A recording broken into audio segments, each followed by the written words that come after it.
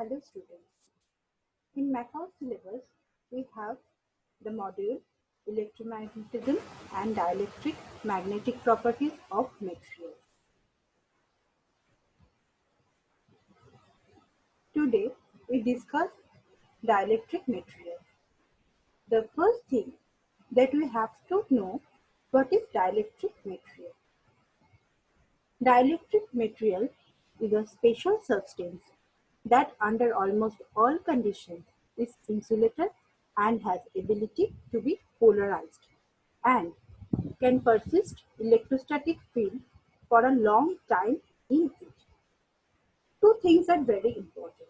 One is ability to be polarized and can persist electrostatic field for long time. Common example of dielectric material is glass, mica, dry air, etc. Dielectric substance is characterized by a parameter known as dielectric constant. Now the question is, what is dielectric constant? Dielectric constant is the ratio of permittivity of the substance to the permittivity of the free space. If the permittivity of the substance is epsilon and the permittivity of the free space is epsilon 0, then dielectric constant is written as epsilon by epsilon 0.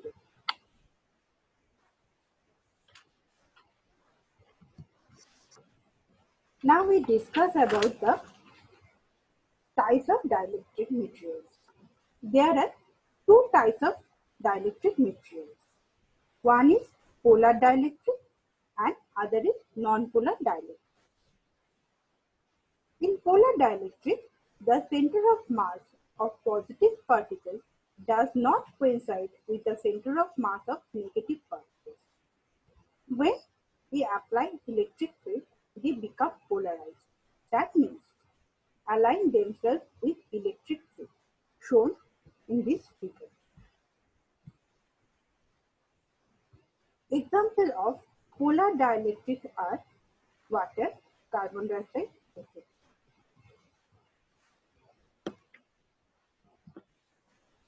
Now, non-polar dielectric material. In that type of material, the center of mass of positive particles and negative particles coincide. When electric field is applied, they become polarized, shown in this figure.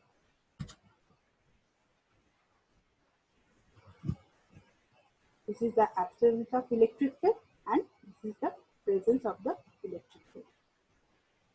Example of non-polar dielectric is hydrogen, nitrogen, oxygen, etc.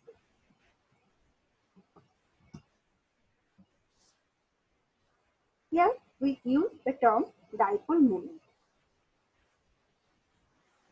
Now my question is, what is dipole moment? Let us consider the same amount of charge, one is positive and other is negative, separated by a distance d. Here is a two charge, this is positive q and negative q, the amount is same and the distance separated is d. Then what happens? In this situation, dipole moment generates. A dipole moment is product of the magnitude of the charge and the distance between the centers of the positive and the negative charge. So mathematically, we say that the dipole moment is equal to charge into distance of separation. Okay. Now we have to know what is polarization density vector. It is defined as the electric dipole moment per unit volume and it is mathematically written as the polarization density vector is equal to number of dipole per unit volume. If the number of dipole moment per unit volume is n, then that polarization vector is equal to A into the dipole moment. We already defined what is dipole moment, that is small p. So This is mathematical expression of polarization density vector.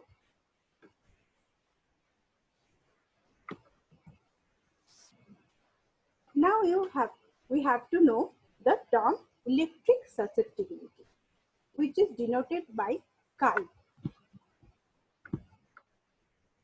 What is it? We know polarization depends on electric field. So, when we apply electric field, the dielectric material gets polarized. So, polarization density vector or the polarization vector is proportional to electric field. Mathematically, polarization vector is equal to electric susceptibility into permittivity of free space into electric field. This is the mathematical expression of the electric susceptibility, which is depends on the polarization vector as well as electric field. Another parameter is atomic polarizability, which is denoted as alpha. What is it? The atomic polarizability. The same argument is applicable here. Dipole moment of an atom of dielectric material is proportional to the applied electric field. So, mathematically, the net induced dipole moment of an atom of a dielectric substance is placed in an electric field is proportional to the electric field. So, mathematically, the dipole moment is equal to alpha, that is atomic polarizability, into the electric field. Another very important term is electric displacement vector, which is denoted by the capital D.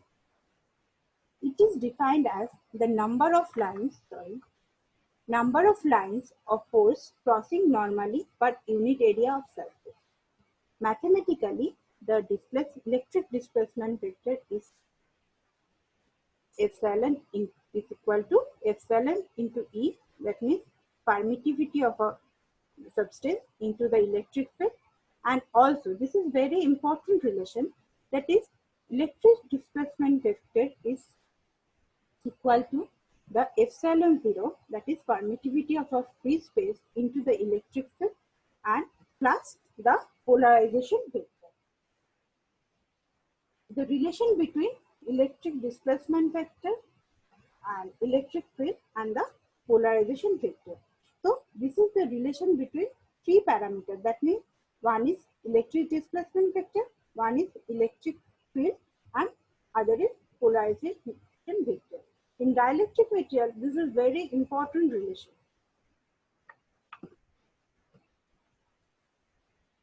Now, it's time for derive some relation. First, we derive the relation between dielectric constant and the electric susceptibility. So, we already know the equations. What is that? First thing, the displacement vector is proportional to or equal to epsilon into E. That means permittivity of a substance into the electric field, which is also written as epsilon 0 K, that means dielectric constant, into E, because K is equal to epsilon by epsilon 0. And also we already know that D is equal to epsilon 0 E plus P. And from the definition of the polarization vector, P is equal to electric susceptibility epsilon 0, that means permittivity of a free space, and the electric field. So in this equation, that is D is equal to epsilon 0 E plus P, we substitute this D by epsilon 0 K into E. This is as usual, and this P is substituted by this electric susceptibility epsilon 0 into E.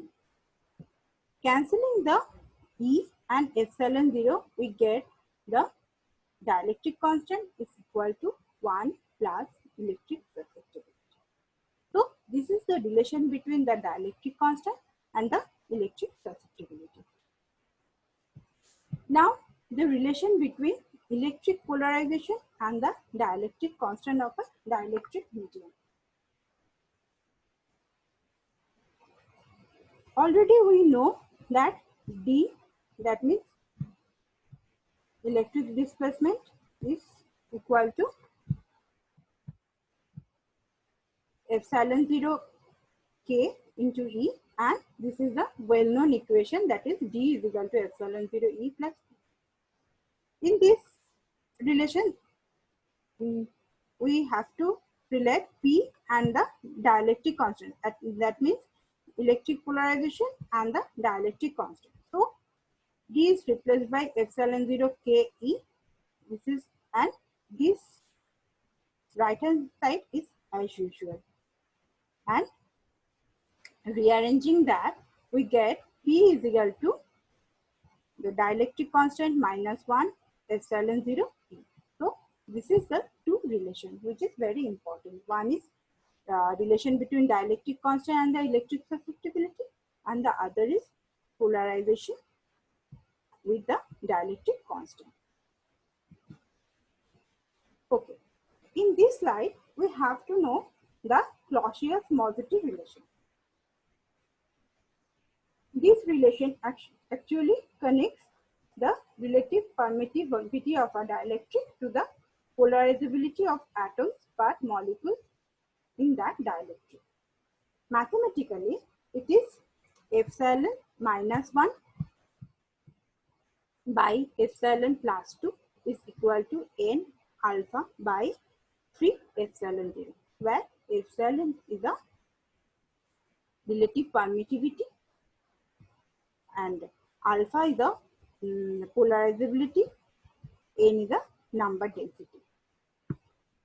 And we get the relation between the relative permittivity, polarizability, and the electric constant or the permittivity of a vacuum. This is all about the dielectric material. Okay. Now we have to know the Maxwell's equation. These equations are basic equations of electromagnetism.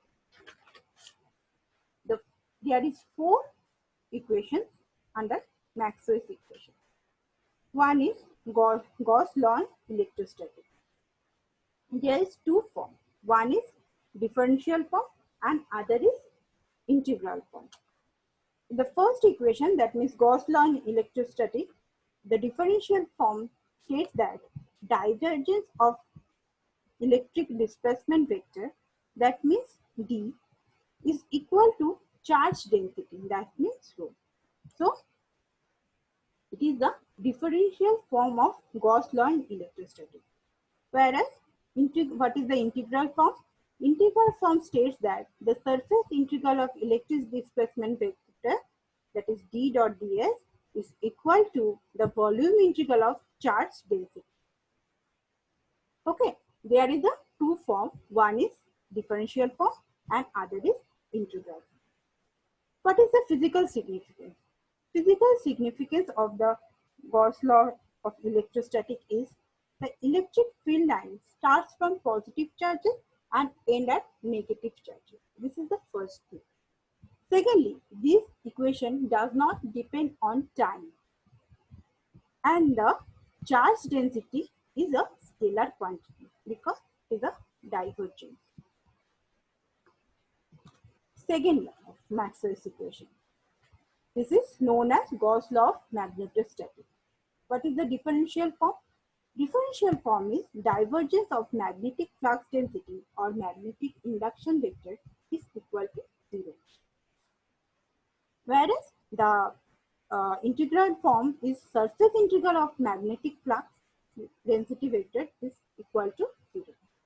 This is the differential and this is the integral form. What is the significance? Physical significance is, firstly, an isolated magnetic pole cannot exist. Secondly, this equation does not depend on time. Thirdly, there is no source or sink for magnetic lines of This is the all about the Gauss's law of magnetostatics, that means Second's law. Third law. Third law is Faraday's law of electromagnetic induction. The differential form states that the curl of electric field,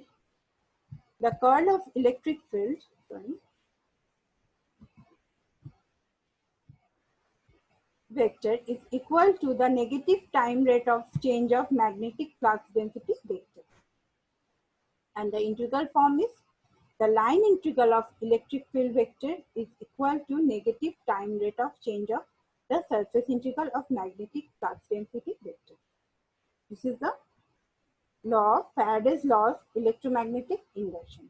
What is the physical significance? The physical significance is electric field is produced due to the change of magnetic flux with time. And this equation depends on time. First two equations, it is independent of time. But the third equation is the depend on the time. Fourthly, modified form of Ampere's law, which states that the curl of magnetic field vector is equal to the sum of conduction current density and displacement current density. This is the differential form. Whereas the integral form defines or states that the line integral of magnetic field intensity vector is equal to the sum of conduction current and the displacement current. The physical significance is magnetic field is produced due to the current density of the magnetic flux with time, and this equation is also depends on time. So the first two is time independent, but the third and fourth is time dependent equation. So in this video we covered dielectric material and the Maxwell's equation.